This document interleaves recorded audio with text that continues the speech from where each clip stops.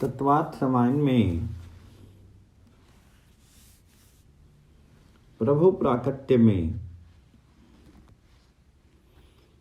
नवम मास परिपूर्ण हुआ। परमात्मा के प्राकट्य का अब समय हो गया। परम पित्र चैत्र मास शुक्ल पक्ष और अष्टमी तिथि थी। रात्रि के समय महाराज दशरथ पलंग पर पौड़े हुए थे। अष्टमी की उत्तर रात्रि और रामनवमी का प्रातः काल है। ब्रह्म मुहूर्त का समय है। इस समय दशरथ महाराज को नींद में एक सुंदर स्वप्न दिख पड़ा। स्वप्न में से जग करके महाराज विचार करते हैं, आज का ये स्वप्न तो बहुत सुंदर है। इस स्वप्न का मुझे क्या फल मिलेगा? उस स्वप्न का फल जानने के लिए महाराज अति प्रसन्न मन से वशिष्ठ ऋषि जी के आश्रम में गए। महान ज्ञानी वशिष्ठ ऋषि ब्रह्म मुहूर्त में आदि नारायण परमात्मा का ध्यान करने बैठे ही थे। दशरथ महाराज ने गुरुदेव को साष्टांग वंदन करके क्षमा मांगी। कहा, गुरुदेव, मैं आपके ध्यान में विक्षेप करने आया हूं, क्षमा करना। आज मैंने एक स्वप्न देखा है। स्वप्न मैंने देखा कि मैंने सरयू में स्नान किया। स्नान करने के पश्चात अपने महल में मैं लक्ष्मी नारायण की सेवा में बैठा हूँ। दूध, दही, घी, मधु, शर्करा इत्यादि पंचामृत से परमात्मा नारायण का मैं अभिषेक कर रहा हूँ। आप वेद मंत्रों का उच्चारण कर रहे हैं। अभिषेक के पश्चात मैंने परमात्मा का सुंदर श्रृंगार किया। ठाकुर जी को पुष्प की माला सजाई है। ठाकुर जी को तिलक किया है, नैवेद्य रखा है और ठाकुर जी की आरती उतारी है। जिस दिन तुम अपने ठाकुर जी की सेवा स्वप्न में करो, स्वप्न में भगवान की आरती उतारी, तो मानना कि तुम्हारे भाग्य का उदय होने वाला है। वशिष्ठ ऋषि ने राजा को धन्यवाद दिया और कहा कि राजन, अति भाग्यशाली को ही ऐसा स्वप्न दिखाई देता है। ये स्वप्न बहुत सुंदर है। दशरथ महाराज ने स्वप्न की बात आगे चलाते हुए कहा, गुरुदेव, स्वप्न में मैंने देखा कि मेरे आंगन में बड़े बड़े देवता और ऋषि पधारे हैं। मेरे आंगन में कीर्तन हो रहा है। मैं ब्राह्मणों की पूजा कर रहा हूँ, गायों का दान दे रहा हूँ। सब मुझे आशीर्वाद दे रहे हैं कि तुम्हारे घर अब परमात्मा प्रकट होने को है, तुम्हारे भाग्य का उदय होना है। गुरुदेव, पीछे तो मैंने स्वप्न देखा कि ठाकुर जी की आरती उतारते हुए मैं बहुत प्रेम से श्री अंग को निहार रहा हूँ। ठाकुर जी बहुत प्रसन्न हैं, धीरे धीरे स्मित हास्य कर रहे हैं। गुरु जी, पीछे तो मैंने देखा कि ठाकुर जी के श्री अंग में से दिव्य तेज निकला है और वह कौशल्या जी के पेट में गया है। ठाकुर जी ने कौशल्या जी के पेट में प्रवेश किया है। दशरथ महाराज की बात सुनकर के वशिष्ठ ऋषि को बहुत आनंद हुआ और उन्होंने कहा, राजन, स्वप्न बहुत सुंदर है। मुझे लगता है कि परमात्मा पुत्र रूप में तुम्हारे घर पधारने वाले हैं। ये स्वप्न उसी का सूचक है। दशरथ महाराज ने आनंद में आकर के पूछा, महाराज, परमात्मा मेरे घर पुत्र रूप में आएंगे क्या? गुरुदेव ने कहा, बालक होंगे और ऐसे बालक होंगे जैसे आज तक किसी के घर में हुए नहीं और भविष्य में होंगे भी नहीं। साक्षात परमात्मा पुत्र रूप में आएंगे। राजा को श्रद्धा थी कि मेरे गुरुदेव जी जो बोलते हैं वे सत्य ही होता है। राजा की वृद्धावस्था थी, घर में पुत्र संतान मिली नहीं थी। इससे गुरुदेव की बात सुनकर के राजा के नेत्र सजल हो गए। उनको विश्वास हो गया कि मेरे घर परमात्मा पधारेंगे। गुरुदेव ने मुझे आशीर्वाद दिया है। राजा ने दोनों हाथ जोड़ करके वशिष्ठ जी से पूछा, महाराज, परमात्मा कब पधारेंगे?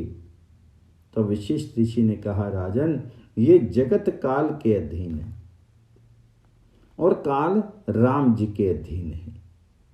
राम जी का सेवक है, श्री राम काल के भी काल हैं। श्री राम जी कब पधारेंगे ये मैं क्या जानूं?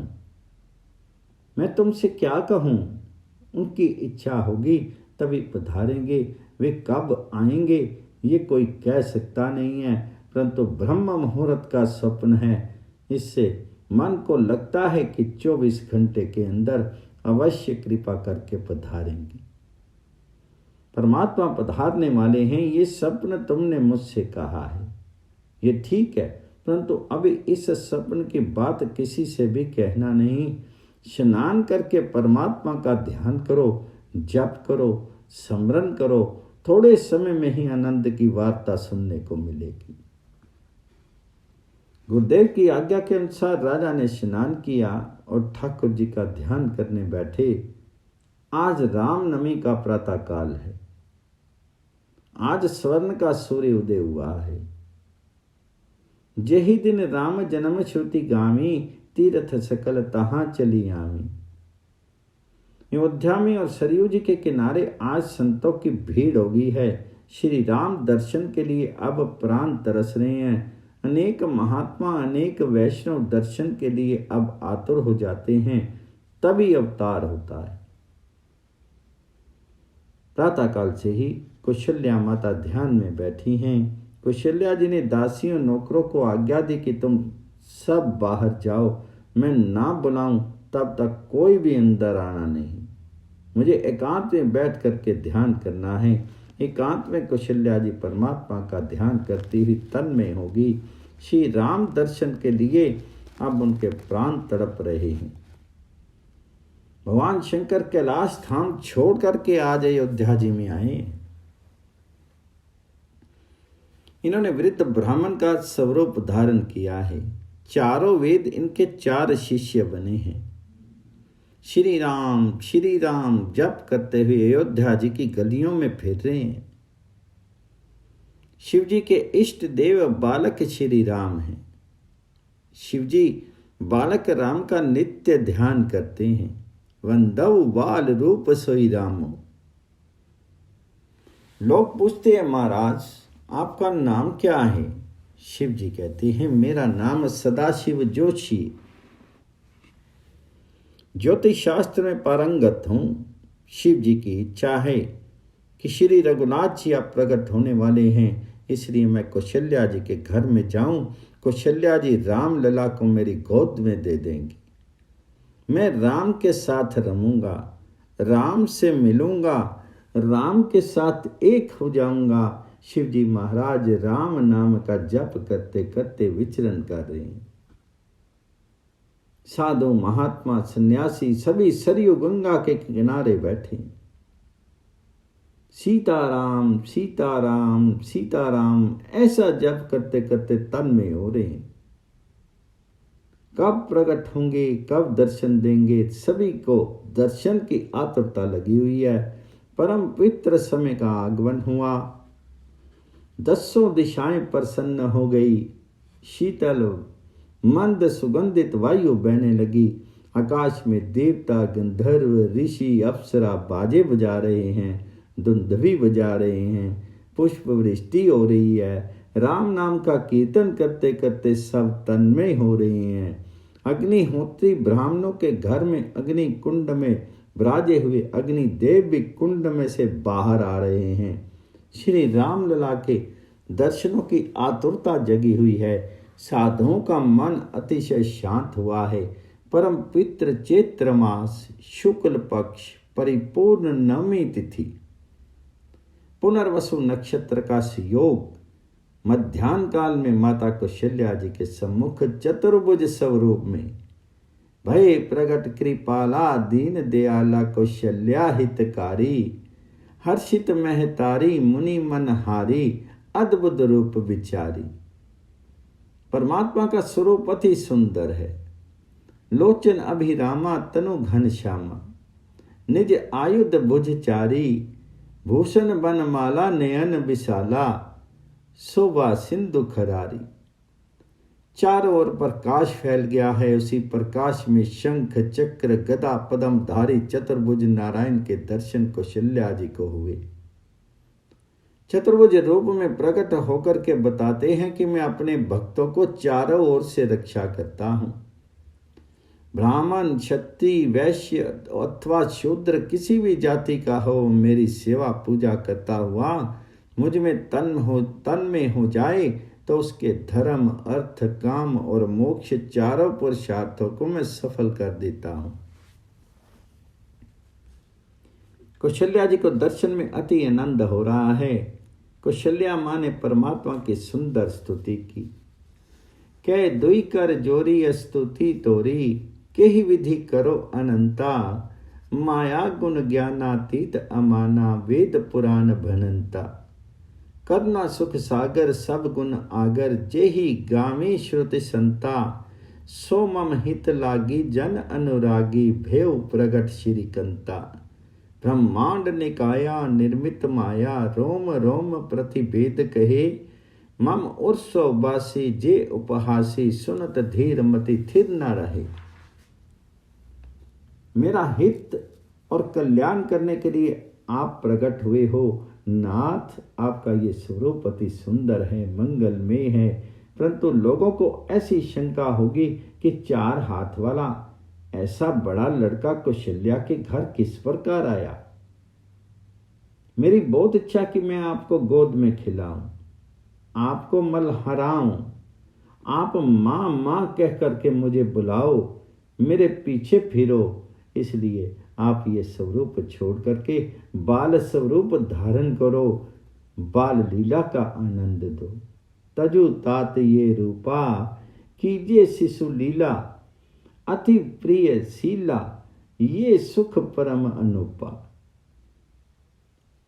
कौशल्या जी ने जब प्रार्थना की, परमात्मा ने माता जी को आज्ञा की कि इस चतुर्भुज स्वरूप को भूलना नहीं, इस स्वरूप का नित्य ध्यान करना। माता जी को स्वरूप का ज्ञान करा करके चतुर्भुज स्वरूप अंतर ध्यान हो गए। 2 भुजा वाले बालक श्री राम प्रकट हो गए।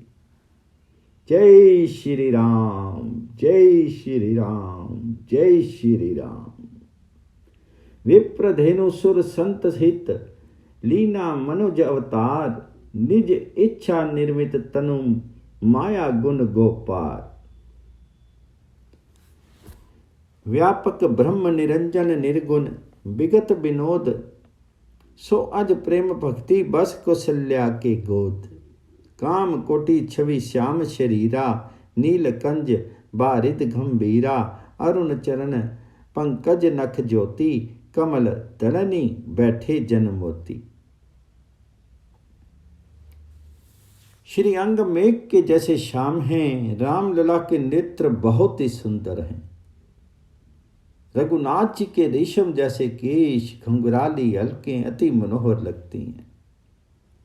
श्री अंग बहुत ही कोमल हैं, दैदीप्यमान हैं।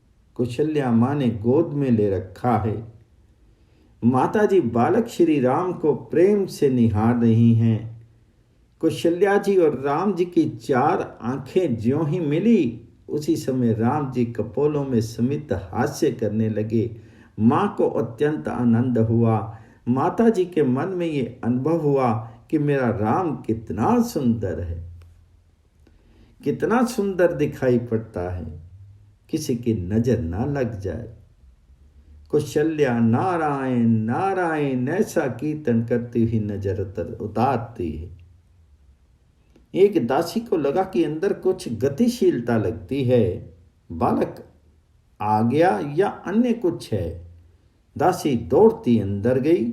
अंदर चारों ओर प्रकाश था। कौशल्या माँ विराजी हुई थी। माँ की गोद में बालक श्री राम थे।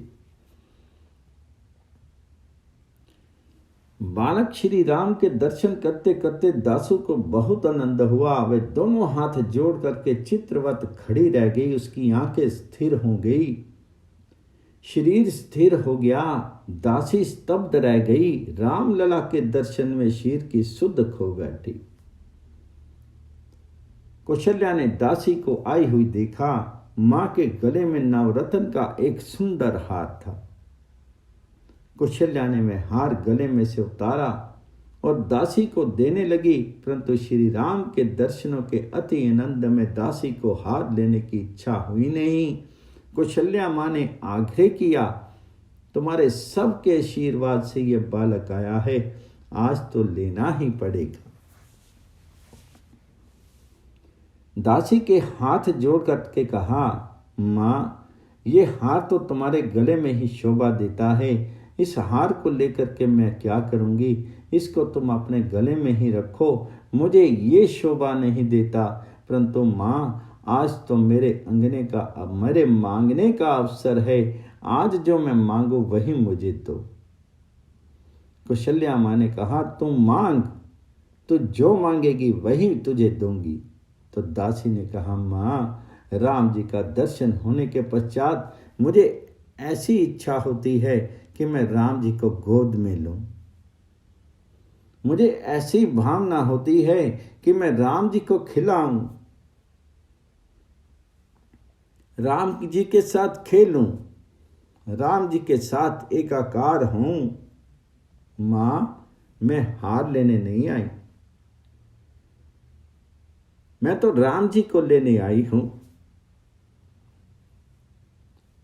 राम जी को मुझे दो, 5 क्षण के लिए गोद में दे दो, मुझे अन्य कुछ दिखाई नहीं देता, मैं राम जी से मिलने आई हूं। कौशल्या जी ने दासी को पास बैठा करके और उसकी गोदी में बालक श्री राम को, सियावर रामचंद्र की जय।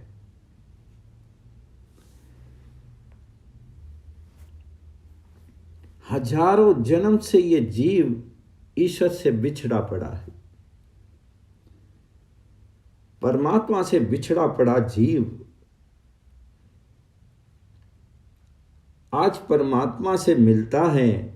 आज दासी का ब्रह्म संबंध हुआ है, दासी रामलला को छाती से लगाती है, प्यार करती है, जीव ईश्वर का मिलन हुआ है। अति आनंद में दासी को देख की शुद्ध बुद्ध नहीं रही। एक दासी दौड़ती दौड़ती महाराज दशरथ के पास गई। दशरथ महाराज प्रभु का स्मरण कर रहे थे। दासी ने महाराज से कहा, महाराज महाराज बधाई है, पुत्र का जन्म हुआ है। दशरथ महाराज को अति आनंद हुआ। गुरु जी ने कहा ही था कि 24 घंटे के अंदर आनंद का समाचार सुनने को मिलेगा। राजा का आनंद हृदय में समाता नहीं था, वह आंखों के रास्ते बाहर निकलने लगा। दशरथ राजा विचार करने लगे कि सपने में मैंने देखा कि परमात्मा ने कौशल्या के पेट में प्रवेश किया है। गुरुदेव जी कहते थे कि परमात्मा पुत्र रूप में पधारेंगे, इसलिए दशरथ महाराज ने दासी से पूछा, बालक कैसा है? तो दासी ने कहा, महाराज बालक कैसा है ये कोई भी कह नहीं सकता, देवता भी श्री राम का वर्णन नहीं कर सकते, जो मन वाणी से परे है उसका वर्णन कौन कर सकता है। यतो वाचो निर्वंतन्ते, महापुरुष बुद्धि से इनका अनुभव करते, इनका वर्णन कोई कर सकता ही नहीं। आंख को दिखाई देता है परंतु उसको बोलना आता नहीं। इस जीव को बोलना आता है परंतु वह देख सकती नहीं, अंधी है। गिरा अनयन नयन बिनु बानी, बड़े बड़े ऋषि भी राम जी का दर्शन ठीक ठीक कर सकते नहीं है। जो मुझ दासी को क्या गिनती, श्री राम कैसे हैं उसका वर्णन मैं नहीं कर सकती। आप शीघ्र पधारो और प्रत्यक्ष दर्शन करो। आप स्नान करके आओ, आपकी गोद में बालक राम को पधराऊंगी। दशरथ महाराज को आनंद हुआ, उनको विश्वास हुआ कि परमात्मा ही पधारे हैं। गुरुदेव ने मुझसे कहा ही था। शिवगण दशरथ महाराज को सरयू जी के किनारे ले गए। सरयू गंगा को साष्टांग वंदन करके दशरथ महाराज ने स्नान किया। वृद्धावस्था में पुत्र जन्म निमित्त श्री सरयू जी में स्नान करने का ये सुयोग मिला। आज तक दशरथ महाराज श्रृंगार नहीं करते थे। घर में पुत्र नहीं होने से महाराज दुखी रहते थे।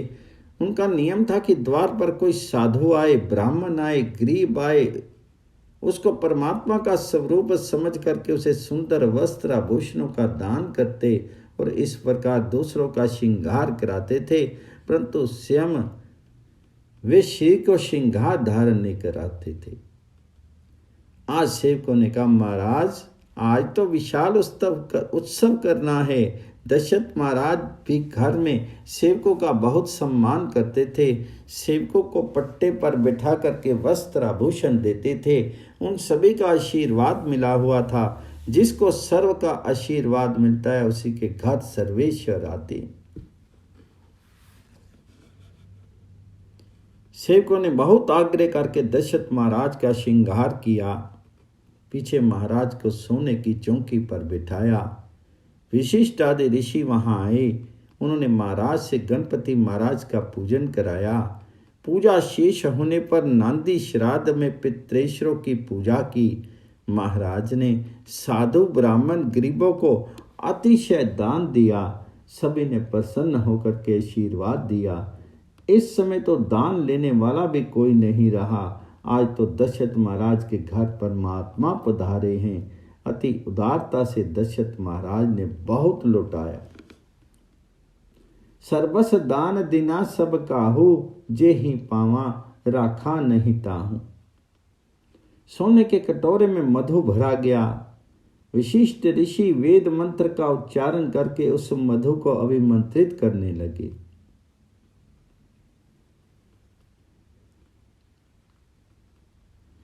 अग्निरायुष्यमाना वंशपतिर आयुष्यमाना। बालक का आयुष्य बढ़े, उसका बल बढ़े, उसका तेज बढ़े। बालक का जन्म होता है, उस समय जात कर्म संस्कार करवाना होता है। जन्म होने के पश्चात मधु चटाना होता है। शास्त्र में अन्नप्राशन, नामकरण, यज्ञोपवीत इत्यादि 16 संस्कार बताए गए हैं। जीव को शुद्ध करने के लिए संस्कारों की आवश्यकता है, परंतु आजकल तो सब संस्कार भुला दिए गए हैं। एक लगन संस्कार बाकी रह गया है। उसमें भी धार्मिक विधि को महत्व दिया जाता नहीं है। केवल लौकिक विधि का महत्व देखने में आता है। पंडित जी महाराज से कहा जाता है कि महाराज पूजा संक्षेप में करना। हमारा वर घोड़ा 3 घंटे गांव में फिरना चाहता है। वर घोड़ा लौकिक है, पूजा तो धार्मिक क्रिया है। धार्मिक विधि मुख्य है, परंतु धार्मिक विधि गौण बन जाती है, लौकिक मुख्य बन जाती है।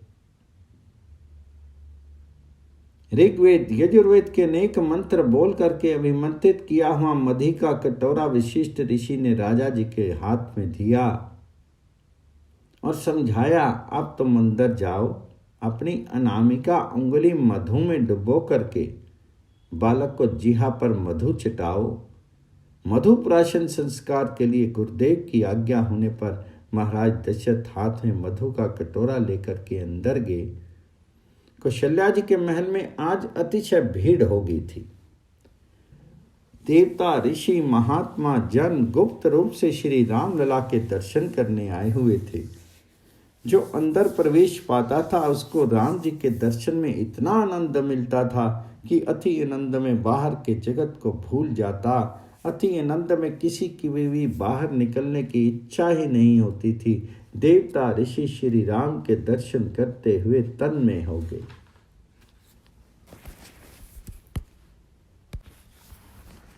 श्री राम जन्म में सबको बहुत आनंद हुआ, परंतु एक चंद्रमा दुखी रहे। चंद्रमा राम जी के पास जाकर के रोने लगा। प्रभु ने पूछा, भाई तुम क्यों रोते हो? चंद्र ने कहा, महाराज आप इस सूर्य को जरा समझाइए। 12 घंटे से ये एक ही जगह खड़ा हुआ है, आगे जाता ही नहीं है। आज तो सूर्य नारायण को बहुत आनंद हुआ। सूर्य को ऐसा लगता है कि मेरे वंश में आज परमात्मा पैदा हुए हैं। सूर्य को श्री राम दर्शन में इतना आनंद हुआ कि उस आनंद के अतिरेक में इनके घोड़े स्थिर हो गए। सूर्य के रथ की गति रुक गई। सूर्य अस्त हो उसके पश्चात चंद्रमा आ सकता है, परंतु सूर्य अस्त होते नहीं। चंद्र को उतावली हुई, इसलिए उसने राम जी से फरियाद की कि ये सूर्य मुझको आने देता नहीं। रथ समेत रवि थाक्यूं निशा कमन विधि हुई।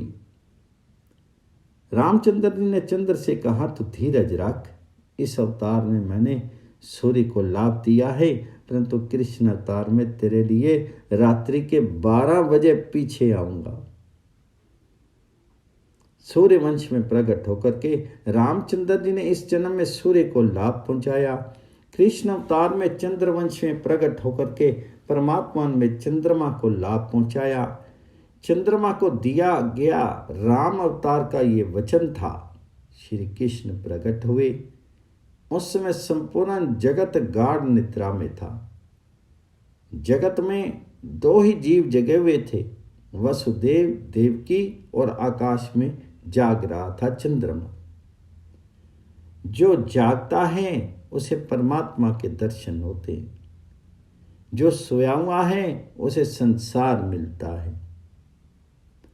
मोह निशा सबो सोमनिहारा, देखी सपन अनेक प्रकारा, यही जग जामनी जागी जोगी, परमार्थी परपंच बिजोगी, जानिए तभी जीव जग जागा, जब सब विषय विलास विरागा, होई विवेकु मोह ब्रह्म भागा, तब रघुनाथ चरण अनुरागा। इस मोहरूपी रात्रि में सोते रहने वाले अनेक प्रकार के स्वप्न देखते हैं, भोग भोगते हैं, वासना बढ़ाते हैं, इसमें ही रचे पचे रहते हैं और इसलिए वे सदा ऊँघते ही रहते हैं। परंतु जो योगी हैं, ज्ञानी हैं, परमार्थी हैं, भक्त हैं, जिसने माया प्रपंच को दूर किया हुआ है, वह इस संसार में जागता है।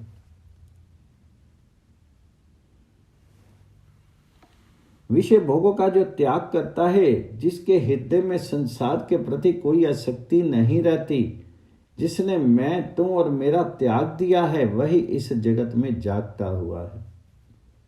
सोने वाला संसार सुख भोगता है और जागने वाला परमात्मा का आनंद अनुभव करता है। जागने वाले को ही ईश्वर के दर्शन होते हैं। जो काम के अधीन है वे सोया हुआ है। जो किसी दिन भी काम के अधीन होता नहीं, वही जागा हुआ है। उसकी ही परमात्मा में प्रीति होती है, वही परमात्मा की भक्ति करता है। जीव जब तक नहीं जागता तब तक उसे परमात्मा के दर्शन नहीं होते। दशरथ महाराज ने हाथ में कटोरा लेकर के अंदर प्रवेश किया। प्रतिदिन का नियम था कि दशरथ महाराज जिस समय राजमहल में पधारते, उस समय घर की दासियां लज्जा से में घूंघट काट करके खड़ी रहती, परंतु आज तो दासियां कौशल्या जी की विशेष सेवा में थी, कौशल्या जी को मना रही थी, बालक श्री राम को गोद में ले रही थी। रामलला के दर्शन में सब दासियां इतनी तन्मय थी कि ना तो किसी को शीर की सुधि थी, न संसार की। दशरथ महाराज अंदर आए, परंतु दासियों को जहां दे की सुधि नहीं, वहां लज्जा किस प्रकार करती। सेवक छड़ीदार पुकारते थे, हटो हटो, महाराज पधार रही हैं, महाराज पधार रही हैं, रास्ता दो। परंतु कौन सुने, कौन रास्ता दे। अंदर अत्यंत भीड़ थी।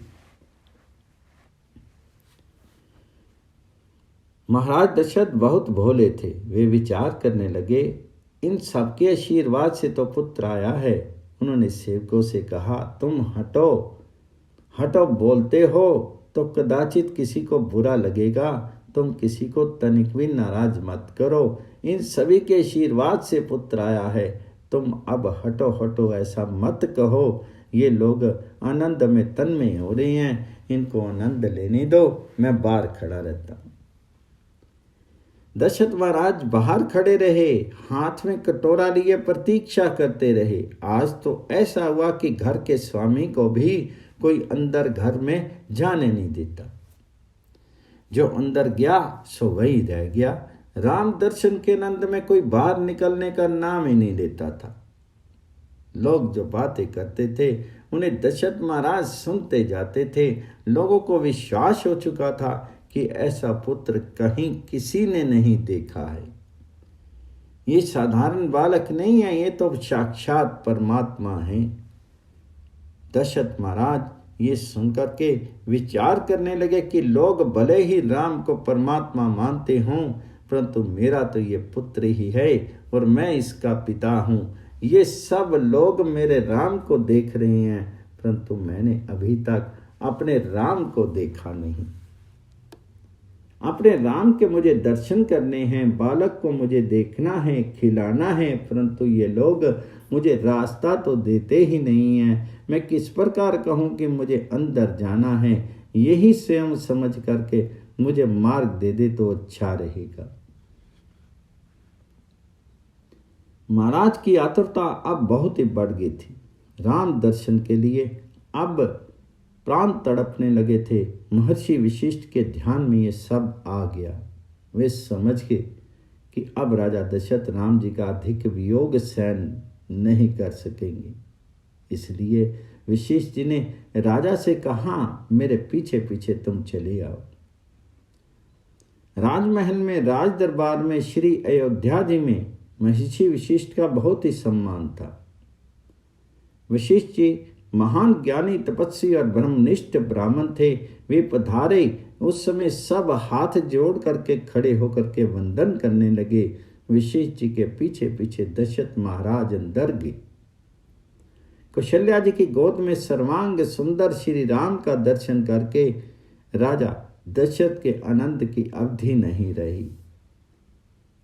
शीर में रोमांच हो गया, कंठ गदगद हो गया। महाराज को लगा कि कैसा सुंदर दिखता है मेरा राम, सुखी रहे।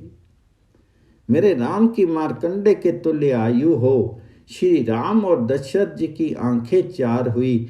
जब परमात्मा दृष्टिपात करते हैं, जब चार आंखें मिलती हैं तो बहुत आनंद होता है।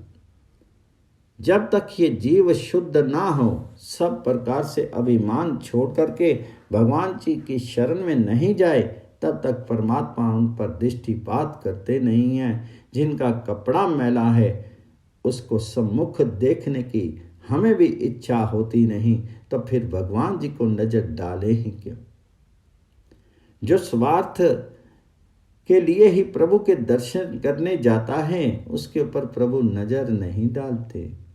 केवल भगवान के लिए ही जो मंदिर जाता है उस पर प्रभु की नजर पड़ती है। दशरथ राजा और राम जी की चार आंखें जहां मिली कि राजा की अतिशय आनंद हुआ। राम जी के कपोलों में स्मित हास्य आया। दशरथ महाराज विचार करने लगे, अभी तक तो ये हंसते नहीं थे, मुझे देखने के बाद ही हंसे हैं। मैं इनका ठीक पिता और राम ये मेरे बालक हैं, ये मुझे पहचानते हैं, इसलिए हंसते हैं। बड़े आनंद से दशरथ महाराज राम जी को मधु चटाने लगे। दशरथ जी ने महर्षि वशिष्ठ जी से कहा, महाराज आप कोई वेद मंत्र बोलिए, मैं मधु चटा रहा हूँ। वशिष्ठ जी श्री राम दर्शन में इतने तन्मय हो गए कि उनको कोई मंत्र याद ही नहीं आता था। परमात्मा के दर्शन के पश्चात वेद भुला दिए जाते हैं। वेद प्रभु के दर्शनों का साधन है। परमात्मा से मिलने के बाद सब कुछ भूल जाता है। अत्र वेदा वेदा भवन्ति, अत्र मतरयो अमतरयो भवति, अत्र ब्रह्म समश्नुते। ब्रह्म साक्षात्कार होता है, तब सब कुछ भूल जाता है। दशरथ महाराज ने पुनः वशिष्ठ जी से कहा, गुरुदेव कोई मंत्र तो बोलो। तो वशिष्ठ जी ने कहा, मंत्र क्या बोलूं? तुम्हारे राम को देखने के पश्चात तो मुझे अपना नाम भी याद नहीं। मैं कौन हूं, क्या कहूं, कुछ ध्यान नहीं। तो वशिष्ठ जी ब्रह्मनिष्ठ थे।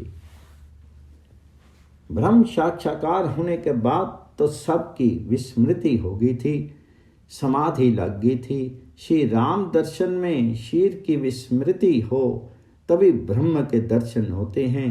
अन्यायन ब्राह्मण मंत्र बोलने लगे और दशरथ महाराज मधु चटाने लगे। अयोध्या जी की नारियां बहुत ही भाग्यशाली थी। वे अंदर जाती थी, कौशल्या जी के साथ बातें करती थी, कौशल्या माँ को मनाती थी, माँ लला को मेरी गोद में दो, माँ मेरी बहुत भावना है कि मैं लाला को गोद में लूं। कौशल्या बहुत उदार थी, सो एक एक की गोद में श्री राम को पधरा देती थी। पूरा नगर उमड़ पड़ा था। अयोध्या जी की समस्त स्त्रियां यूथ बना करके एकत्रित हुई थी। पुरुष भी दर्शनों के लिए आए थे, परंतु राजमहल में सिपाहियों का पहरा था। स्त्रियों को अंदर प्रवेश मिलता था, पुरुषों को कोई अंदर जाने नहीं देता था। स्त्रियां नम्रता की, दीनता की प्रतीक हैं और पुरुष अहंकार, अभिमान के प्रतीक हैं। अहंकारी को ईश्वर के दरबार में प्रवेश मिलता नहीं। जहां मैं है वहां परमात्मा आते नहीं। आज पुरुषों को बहुत दुख हुआ कि हम पुरुष हुए, इसलिए हमको कोई अंदर जाने नहीं देता। हम यदि स्त्री हुए होते तो हमको अंदर प्रवेश मिल जाता। ये बात महाराज दशरथ के कानों में गई। सभी पुरुषों ने कहा, महाराज हमको भी अंदर जाना है, परंतु ये सिपाही जाने देते नहीं। आज तो हम लोगों को भी अंदर प्रवेश मिलना चाहिए। अपने मालिक के हमको दर्शन करने हैं। कौशल्या जी तो हमारी माँ हैं। कौशल्या माँ की गोद में विराजे हुए बालक श्री राम के दर्शन करने के लिए हम सब आए हैं। हमको अंदर प्रवेश मिलना ही चाहिए, हमारी बहुत भावना है। दशरथ महाराज को प्रजा आज प्राणों से प्यारी लगी। महाराज ने बाहर नजर डाली तो आंगन में बहुत भारी भीड़ लगी हुई थी। दशरथ राजा ने विचार किया कि इतने अधिक लोग अंदर कैसे आ सकेंगे और बाहर किस प्रकार निकलेंगे। ये सब बहुत प्रेम से आए हैं, मेरे राम को आशीर्वाद देने के लिए आए हैं। इन सब के लिए आशीर्वाद से मेरा पुत्र सुखी होगा। दशरथ राजा ने कौशल्या जी से कहा, महारानी मेरी ऐसी इच्छा है कि तुम ही इस समय बाहर आंगन में बैठो। बालक को गोद में लेकर के तुम आंगन में बैठोगी तो हम सबको शांति से दर्शन हो जाएंगे। इन सब का आशीर्वाद मिलेगा, हमारा पुत्र सुखी होगा। कौशल्या जी आंगन में आकर के बैठी। गोद में बालक श्री राम विराजे हुए थे। अयोध्या की प्रजा कितनी अधिक भाग्यशाली है कि उसने प्रत्यक्ष परमात्मा का दर्शन किया। दर्शन में इतना आनंद हुआ कि इस आनंद में किसी को भूख लगती नहीं थी, किसी को प्यास लगती नहीं थी, किसी को खाने पीने की इच्छा होती नहीं थी। राम जी के दर्शन में सबका मन और दृष्टि स्थिर हो गई। उत्सव के दिन परमात्मा के दर्शन और स्मरण में भूख और प्यास भूल जाए तो ही उत्सव सफल होता है। उत्सव देवहन भूलने के लिए होता है।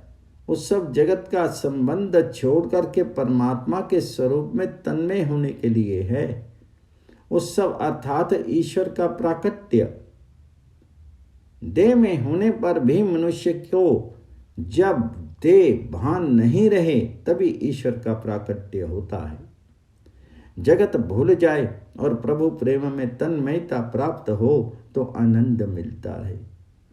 संसार के सुख दुख का असर मन पर ना हो, इसके लिए उत्सव किया जाता है। देह में होने पर भी देहातीत आनंद का अनुभव करने के लिए उत्सव होता है। परमात्मा को हृदय में धारण करने पर तो जीव देह भान भूलता है, भूख प्यास भूलता है। उत्सव के दिन कितने ही लोग तो प्रभु के तन में ना होकर के प्रसाद में ही तन में हो जाते हैं। प्रसाद में तन में होने के लिए उत्सव है क्या? रसना का लाड करने के लिए उत्सव नहीं। उत्सव तो परमात्मा के साथ एक होने के लिए है। उत्सव के समय में शक्ति का, शीर का, मन का, वाणी का सदुपयोग करो। उत्सव के समय भगवान जी का खूब स्मरण करो। उस समय तो ईश्वर सेवा में देवान भूले, आंखों में प्रेम के आंसू बहें तो किया हुआ उत्सव सार्थक होता है। रामनवमी के दिन श्री राम दर्शन और श्री राम नाम का जप करते हुए अयोध्या की प्रजा को इतना आनंद हुआ कि सब हर्ष पूरित हो गए, सबको ही देवान भूल गया, नाचते नाचते हरि कीर्तन करने लगे। जय श्री राम जी।